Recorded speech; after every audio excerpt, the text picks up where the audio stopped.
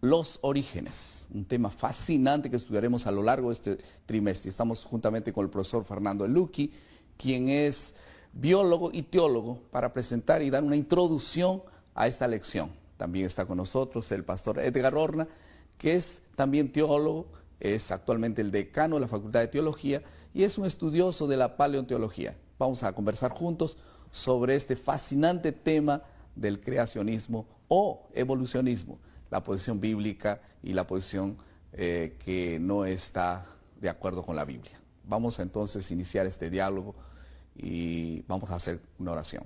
Querido Padre, muchas gracias, guíanos en este estudio, te suplicamos en el nombre de Jesús. Amén.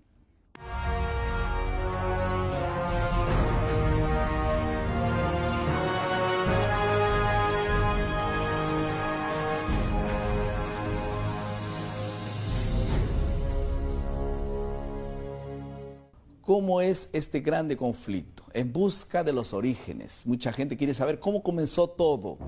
Si fue creacionismo, por la mano de un Dios superior, o fue evolucionismo, que es aquella consecuencia no es organizada, ¿no?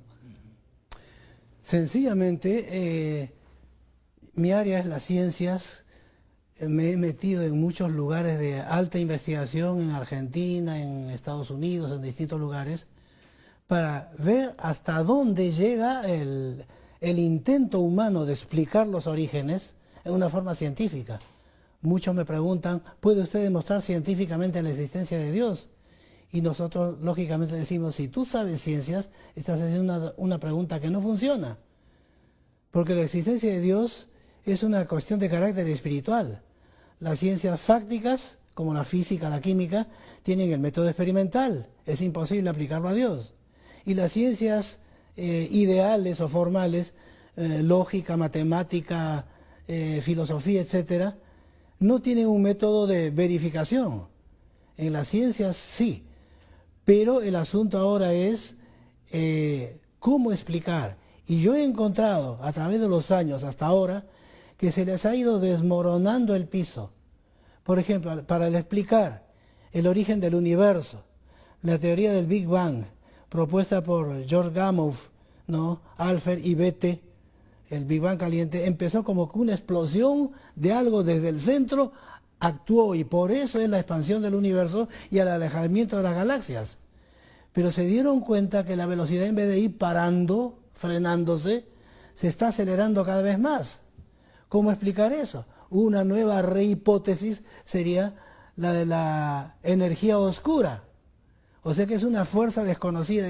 Ellos mismos físicos dicen, no sabemos qué es, pero no tenemos otra forma de explicarlo. Está jalando desde afuera a las galaxias y a todo. ¿Qué es esto? Incluso los que son de ciencias paranormales, astrología y todas estas ciencias, llamadas ciencias que no son, sino falsamente llamadas ciencias, tratan de introducirse dentro del campo científico para decir que la energía oscura puede ser positiva, puede ser negativa. Si yo uso el pensamiento positivo, y yo he visto personas que dicen, estoy orando por ti, y le están haciendo pasos, y ellos sienten que están transfiriendo energía positiva a la persona. Eso no tiene sentido, no tiene sentido. La ciencia tampoco ha podido explicar el origen de la vida. El último conferencia internacional sobre el origen de la vida se celebró, como lo he dicho en ocasiones anteriores, en Firenze, en Italia, en el 2008. No encontraron una forma de explicar cómo puede empezar la vida a partir, por ejemplo, del ADN, del ácido ribonucleico, etc. Toda la estructura, la complejísima ingeniería que reviste la estructura genética, ¿no?, de la herencia. No es posible explicar que un monómero, un polímero simple, se pueda replicar por sí mismo. ¿Qué hicieron? Vamos a dejarlo para una próxima conferencia. ¿Cuál? En México, en Texas, en el Hotel Galveston, del 10 al 15 de enero del 2010. No han vuelto a hablar más. Yo he buscado, investigado por todas partes, no existe tal. Se han quedado sin piso. ¿No? Y en cuanto al origen de la materia y la energía, que también es parte del Big Bang, hubo un seminario mundial sobre la capacidad de demostrar que el bosón de Higgs, ¿no?, la partícula hipotética, siendo solo energía puede transformarse en materia, cosa que jamás se ha visto. El hombre hasta ahora no logra transformar energía pura en materia palpable. No existe. De manera que el fundamento de la física que dice nada se crea, nada se destruye, solo se transforma, queda a medias. Se puede transformar materia en energía, pero energía pura en materia jamás no se ha visto. Entonces estamos en el aire. Y ellos han dicho, con esta máquina, el LHC, en la frontera franco-suiza, que se ha inaugurado hace unos 3 años atrás, están intentando producir una capacidad, una potencia tal en teraelectronvoltios para ver si es posible, aplicando energía pura y que produzca materia. Y con eso podrían demostrar que no es necesario Dios para crear de la nada, crear materia y crear el universo. Pero apenas han encontrado hasta ahora 5 sigmas o probabilidades de que eso puede existir. Pero la verdad, el LHC no ha dejado ni un pico miligramo de materia en sus máquinas aparatos. No es posible transformar energía en materia. Estamos sin piso. Entonces, ¿en qué vamos a creer? Si la ciencia verdadera o la ciencia seria busca y cada vez encuentra menos, o como en Marte, solamente arena, sin vida.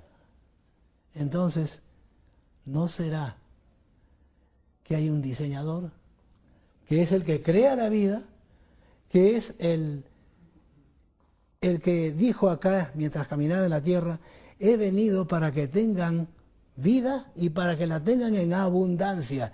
Y eso lo he testificado yo y lo testificaré hasta que el día en que el Señor me diga, basta hasta acá nomás, Fernando, iré bendiciendo a Dios y diciéndole, Señor, gracias por la vidaza que me diste, conociéndote, disfrutando de la vida aún de viejo, ¿no? Espero, esta vida no es la vida es la que tú has prometido y tú nunca fallaste en tus promesas. Y pasando a otro tema, justamente todos estos asuntos relacionados con el creacionismo, el tema de los fósiles, que llama mucho la atención. Hay una pregunta en medio de todos esos fósiles y hay versiones diferentes en relación al origen de los fósiles y de las placas tectónicas, en fin. ¿Cuál es el concepto bíblico en relación a los fósiles encontrados y si hubo o no animales prehistóricos grandes como los así llamados dinosaurios, etcétera?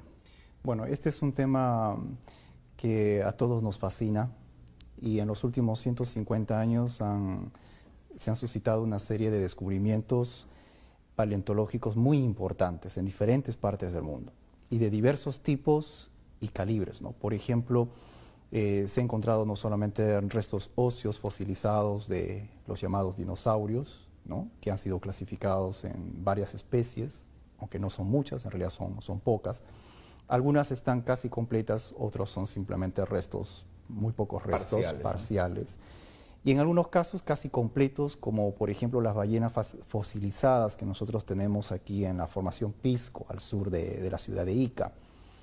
En otras partes del mundo se encuentran entre las rocas, por ejemplo, rastros de huellas de dinosaurios, ¿no?, fosilizadas, que se considera que durante el momento del diluvio, mientras las deposiciones de tierra se iban dando a medida que se iba acomodando todo lo que se movió a través del diluvio, ¿no?, todas las piedras, barro, algunos de los animales que todavía quedaron vivos pues dejaron huellas impresas sobre la roca que después fue tapada rápidamente de tal manera que la huella quedara pues ahí evidentemente fija, ¿no? También hay de todo tipo, ¿no?, de insectos que han quedado fosilizados en la roca o en elementos líquidos, huellas de hojas de todos tipos. Y lo más interesante de todo esto que se viene descubriendo es que muchos de los animales, o particularmente peces o insectos que fueron destruidos por el diluvio, son muy similares a los seres vivientes que nosotros hoy tenemos. Algunos de ellos ya han desaparecido, por cierto, pero los estudios sobre algunos de esos organismos muestran que ya eran complejos como tal en el pasado. Ahora, concentrándonos un poquito en un estudio que es más cercano y que nuestra universidad Unión desarrolla ya hace más de 7 años en la formación Pisco, en Ocucaje, Ica.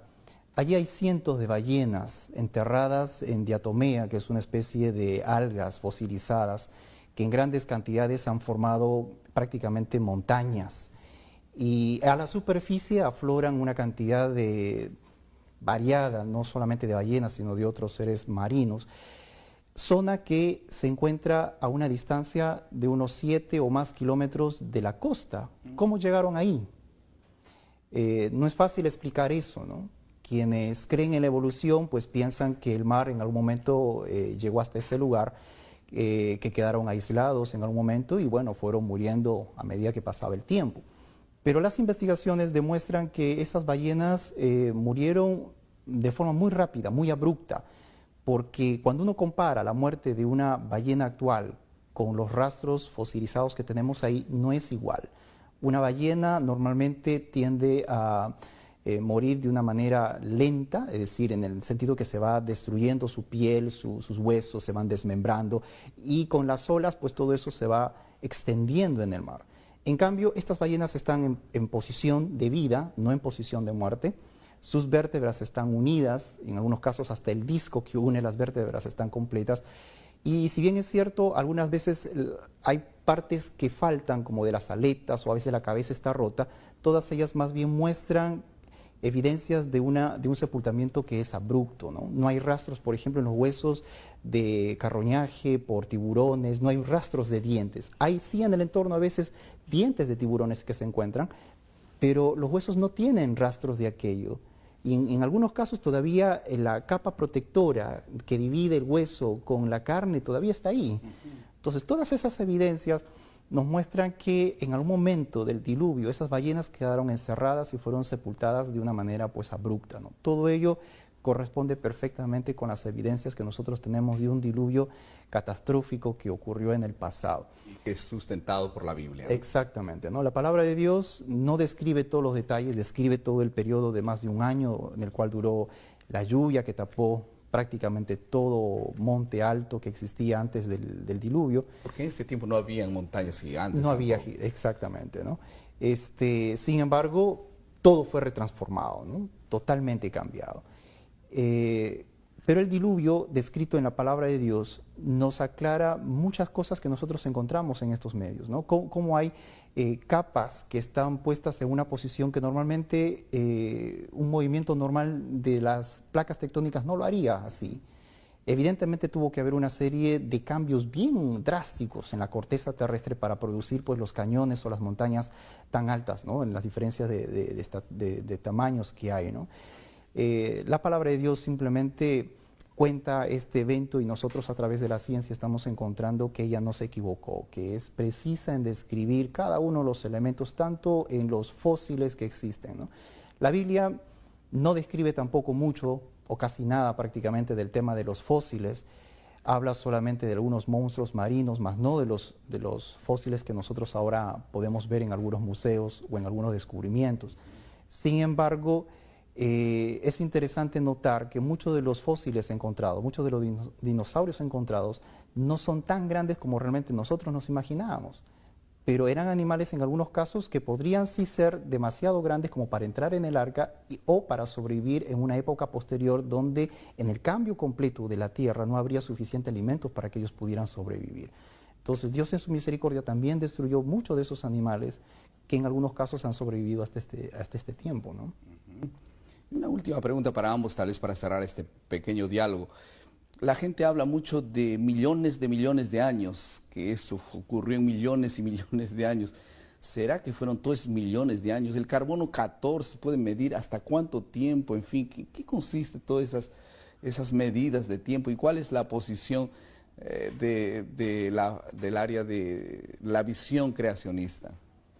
Bueno, si empezamos con el carbono 14, fue creado por un judío, Willard F. Libby, y él terminó diciendo que la confiabilidad del carbono 14 es muy débil, sencillamente porque el carbono es un átomo muy liviano, y si se hace radioactivo, el átomo de carbono no puede retener la cantidad de nucleones tan largo tiempo, ¿no? Y entonces él dice, unos 60.000 años, ¿no?, es más o menos confiable. El resto solamente son cálculos de probabilidades. Por eso ha decaído. Ya no se está usando el radiocarbono 14 como método cronométrico de fósiles. Ahora hay métodos mucho nuevos, ¿no?, de spin y una serie de procedimientos que sería largo explicar, que quitan menos material de los fósiles, no tienen que usar tanto material destruyendo el fósil, y que siempre están basados en cálculo de probabilidades. Pero, ¿cuál es la cuestión aquí? Había radioactividad antes del diluvio, estaba a flor de tierra, las condiciones eran distintas. El suelo era regado por un vapor, según explica la palabra de Dios. Entonces no había lluvia todavía. La atmósfera tendría otra naturaleza. ¿Qué es eso de las aguas de arriba, las aguas de abajo? En fin, hay muchas hipótesis que tratan de explicar eso, ¿no? Parece que el cielo, la atmósfera estaba muy bien protegida, mucho más que la capa de ozono y todas estas cosas.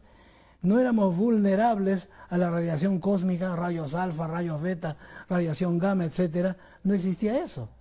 Entonces, si nosotros pensamos en la cronología bíblica, ¿no?, así aceptamos hasta unos 6.000 años, ¿qué radioactividad podían tener los seres muertos en esa época? Porque sencillamente, porque nosotros somos radioactivos, muchas veces no lo sabemos. Comemos plantas radioactivas. ¿Por qué? Porque la atmósfera está formada por nitrógeno. Peso atómico, 14. En cambio el carbono tiene peso atómico 12. Pero en la atmósfera llega la radiación cósmica, que es vulnerable, cambia y convierte en iones radioactivos a los átomos de nitrógeno y se convierte equivalentemente a carbono. Y ese carbono, que es ex nitrógeno, se va a portar como si fuera carbono. Con el viento revolotea, llega hasta la tierra, las plantas lo captan en la fotosíntesis, entonces la planta tiene carbono radioactivo, de peso atómico 14. Y todo lo demás, nosotros comemos las plantas, estamos comiendo radioactividad, ¿no? Entonces, este es el asunto que planteamos ahora, ¿no? Cuán eficaz y cuán cierto es esto de las dataciones radiométricas, ¿no?, de los fósiles. No hay, digamos, una posibilidad. Incluso los mismos radiometristas dicen que a partir de las explosiones de Mururoa, en el atolón francés del Pacífico, o desde el Alamogordo y la primera bomba atómica que estalló, cambió completamente la física de la atmósfera terrestre. Hoy día no es posible medir con exactitud la cantidad de años. ¿Por qué? Porque hay zonas que han sido violentamente radioactivadas y la radioactividad demora mucho en extinguirse. ¿En qué consiste entonces el método radiométrico? El desgaste del carbono. Porque la radioactividad, digamos que es un metal pesado como el plutonio, se va desgastando, va emitiendo nucleones, etcétera, y llega un momento en que ya no tiene más que botar, ya está equilibrado su cantidad de átomos, entonces queda convertida en plomo, siguiendo todo un proceso, ¿no? Entonces, ¿cuánta radioactividad tiene? Y se ha calculado, dice, que la vida media del carbono radioactivo vendría a decir 5.730 años para que llegue a la mitad. Un fósil medido allí, 5.730 años, quiere decir que él murió y dejó, se ha reducido a la mitad su capacidad radioactiva, entonces calculan que esa es la edad. Pero todo eso está siendo seriamente cuestionado. No hay exactitud, todo es estadística. Yo me aprovecho para decir, esto es una necesidad matemática de los teóricos. Yo he visto en los laboratorios de alta investigación en Estados Unidos, Fermilab, Stanford, etcétera, grandes discusiones entre teóricos y lo que le llaman experimentalistas. El teórico no quiere aceptar que simplemente es un sueño, una necesidad matemática de que las cuentas cuadren, ¿no? Que sus cuentas matemáticas cuadren. Pero la realidad es muy distinta. Los hechos le demuestran al teórico, y entonces cuando el teórico se ve en la necesidad, urgido por los hechos, de crear una nueva hipótesis, ¿no? Y seguir, ¿no? Siga creando y creando hipótesis que traten de explicar, pero todo queda solamente en la teoría, ¿no? Son grandes soñadores, imaginadores de explicaciones de que Dios no existe y que las cosas se han hecho solas. Y para eso tendríamos que tener muchas evidencias, ¿no? Una cosa- Pero por la fe también, ¿no? Aceptar aquellas cosas que nosotros también por la fe las aceptamos, el creacionismo, pero hay evidencias mucho más sólidas, ¿no? Un punto que yo quiero profundizar sobre lo que venimos discutiendo es que en la teoría de la evolución, o todos aquellos que creen en la evolución, utilizan un tiempo mucho más extenso para poder justificar el surgimiento de la vida y el desarrollo de seres inferiores a seres superiores.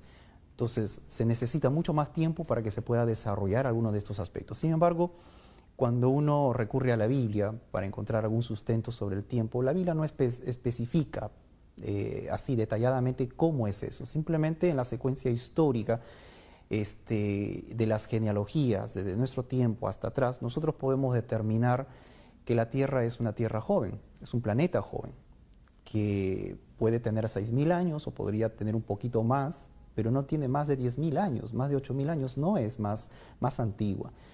Y que la vida aquí surgió hace poco tiempo atrás.